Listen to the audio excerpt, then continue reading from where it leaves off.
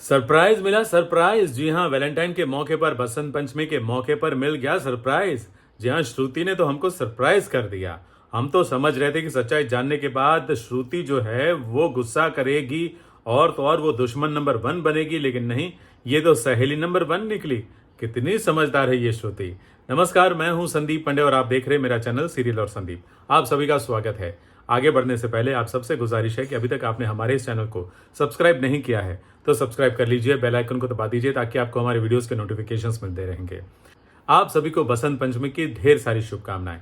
और हाँ, Valentine's day भी है तो इसकी भी ढेर सारी शुभकामनाएं। और देखिए क्या प्यार है, मतलब श्रुति का प्यार तो गायब हो ही गया। श्रुति को पता चल ही गया कि अनुज उसे प्यार नहीं करता है, लेकिन फिर भी आखिरी बर्थडे उसको अनुज के साथ मनाना था तो रोते धोते ही सही, लेकिन उसने मना ही लिया। भले इस बर्थडे सेलिब्रेशन में कोई खुशी नहीं थी, कोई उमंग नहीं था, कोई उत्साह नहीं था, लेकिन फिर भी कुछ तो था जो अच्छा लग रहा था।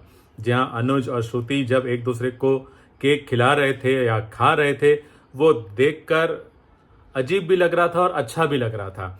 मतलब वो सिचुएशन ऐसी थी जिसके बारे में कुछ कह नहीं सकते। हालांकि वो दोनों भी कुछ कह नहीं पा रहे थे, बस अपनी फीलिंग व्यक्त कर रहे थे।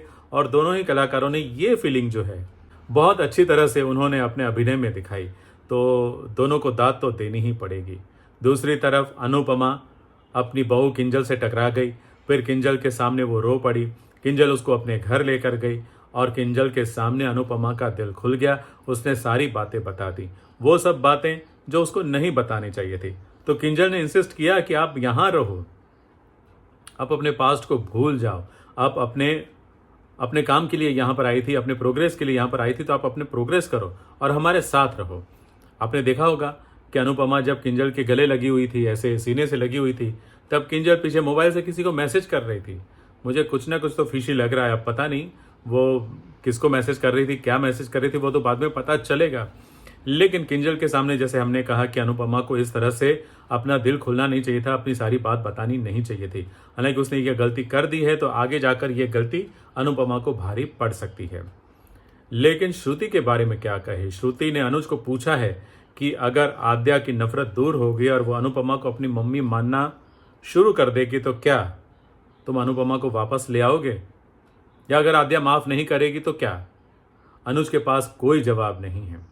अब श्रुति खुद अनुपमा के पास जाने वाली है, क्योंकि अनुज ने अपने दिल की बात बता दी है, कह दिया है कि अनु के अलावा, यानी कि अनुपमा के अलावा उसके दिल में कोई नहीं है। तो वो अनुपमा के पास गई है अनुपमा से बात करने के लिए। और ना सिर्फ बात करने के लिए, बल्कि शायद वो मनाएगी भी अनुपमा को कि तुम अनुज के पास आ जाओ, अनुज की ज़िंदगी में लौट आओ। क्योंकि उसे महसूस हो गया है कि अनुपमा और अनुज जो हैं वो दोनों एक दूसरे के बिना अधूरे हैं। तो इसलिए वो कहानी को पूरा करने की बात करेगी और अनुपमा को वापस अनुज के साथ जोड़ने की कोशिश करेगी। ये तो बहुत बड़ा सरप्राइज़ है। मतलब ऐसा लग रहा था कि भाई ये जो श्रुति है उसको जब सच पता चलेगा तो बहुत बड़ा ड्रामा क्रिएट करेगी, लेकिन नहीं, ये अभी तो समझदारी का काम दिखा रही है।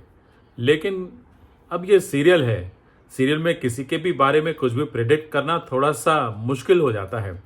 किसी के मन में क्या चल रहा है ये जान पाना हर बार संभव नहीं होता।